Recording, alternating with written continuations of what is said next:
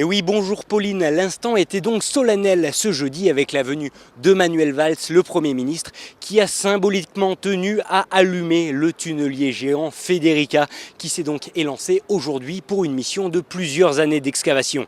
Il s'agissait là d'une visite express, mais qui vient quelque part justifier l'un des investissements les plus importants de la France, de l'Italie et de l'Europe lors de cette décennie.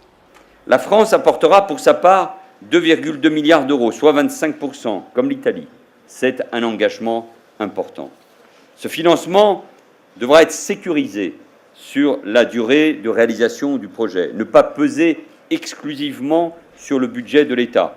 Oui, il s'agit d'un coût important, mais c'est surtout un investissement pour l'avenir. Et je crois que l'Europe a besoin de ces investissements d'avenir et la France a porté notamment le projet aujourd'hui mis en œuvre qui porte le nom du président de la Commission Juncker. Nous avons besoin de ces investissements dans le domaine de la transition écologique, dans le domaine du numérique, dans le domaine, bien sûr, des infrastructures. Il s'agissait donc d'une visite au pas de course pour le Premier ministre qui sera donc resté à peine 1h30 en Vallée de Maurienne.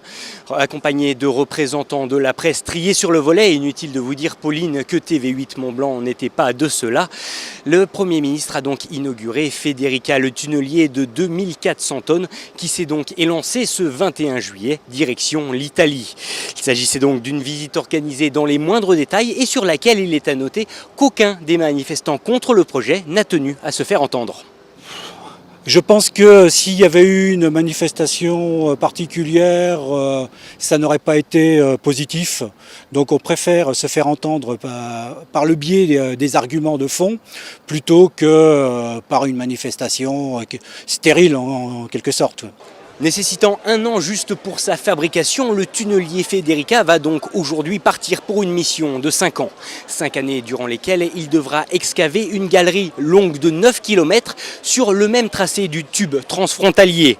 Il s'agit là également d'un test important en vue de l'excavation du tunnel du Mont-Cenis, long de 57,5 km et dont les travaux devraient commencer d'ici l'horizon 2018.